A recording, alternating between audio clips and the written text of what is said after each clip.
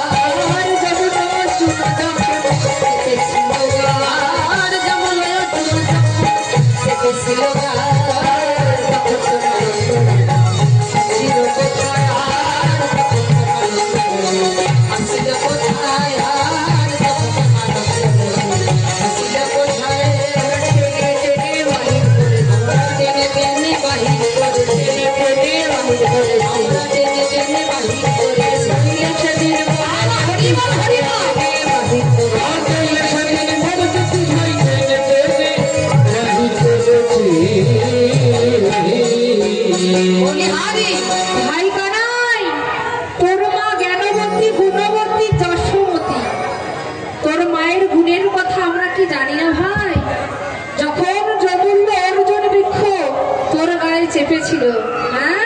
আমরা কিন্তু টেনে টেনে তোকে বাহির করেছি। আর তোর মার কথা তুই বলছিস, তোর মার কথা, তোর মার যে কেমন স্বভাব আমরা কিন্তু সবাই জানি, হ্যাঁ? তখন কানাই বলছে, তারপরে আমি মাকে না বলে কোথাও যাব না। মাঝে আমায় কত বড় ভালোবাসে ভাই, মাকে যদি না বলে আমি কষ্টে চলে যাই, আমার মাঝে কৃষ্ণ হারা হয়ে যাবে। এই বৃন্দাবন মাঝে কানাই কানাই বলে ছুটে বেড়াবে। ও ভাই কানা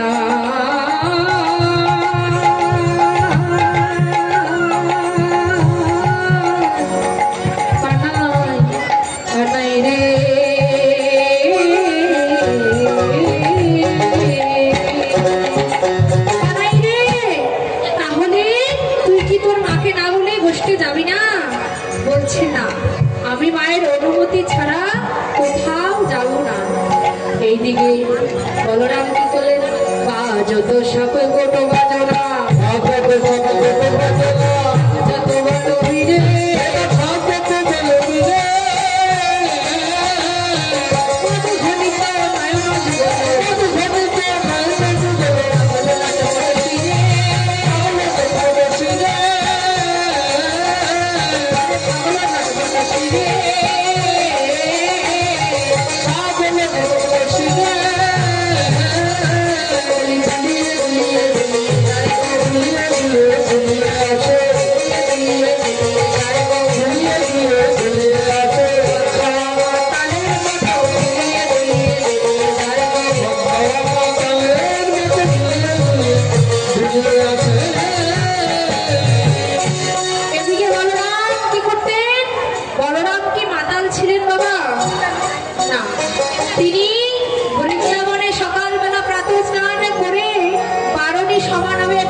ছিল। সেই নদীর জল অত্যন্ত নেশাযুক্ত। যেই ওই নদীর জল পান করত সেই নেশায় অপলুপ্ত হয়ে পড়ত। ঠিক বলরাম ওই স্নান করে, প্রাতঃ স্নান করে এক ঘুটুস করে জল পান করত। জল পান করে বলরাম তার আত্মস্মৃতি ভুলে গিয়েছে। আত্মস্মৃতি ভুলে গিয়ে তার যে একটা অঙ্গ ছায়া আছে, আমাদের যে একটা অঙ্গ ছায়া আছে, এই অঙ্গ ছায়াটাকে ভুলে গিয়েছে। ভুলে গিয়ে বলিবে দেখা তোমারই করেছে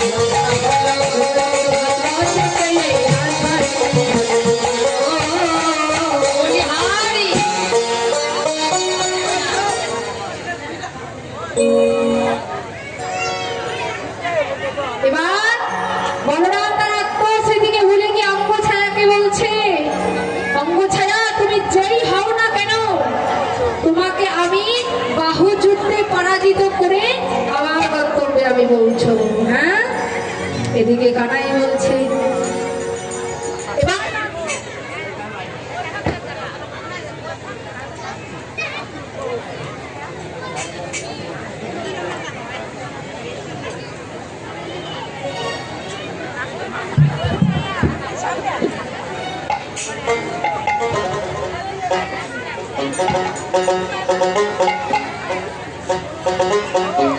এদিকে বলরাম কি করলেন?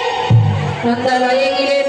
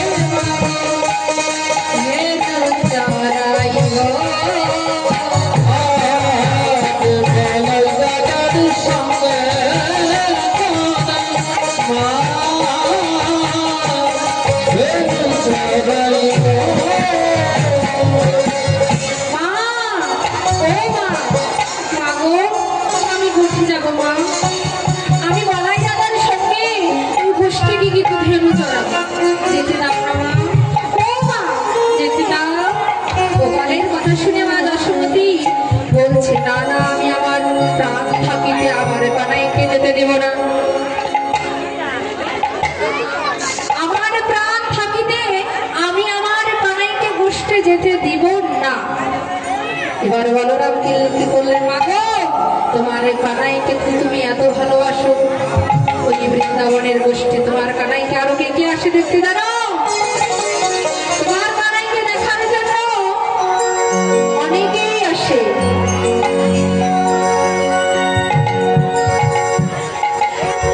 তুমি তো জানো না, তুমি ঘরে থাকো, তুমি তো গোষ্ঠীতে খবর জানো না মা। তুমি তো তোমার কানাইকে, তবে তোমার কানাইকে দেখার জন্য ব্রহ্মা আসে, তোমার কানাইকে দেখার জন্য শিব আসে, আর তোমার কানাইকে দেখার জন্য মা দুর্গা আসে। মা দুর্গা আসে, এসে তার ত্রিনয়ন দিয়ে কানাইকে বাঁধন ভরে রাখে। আর কালো ধীরে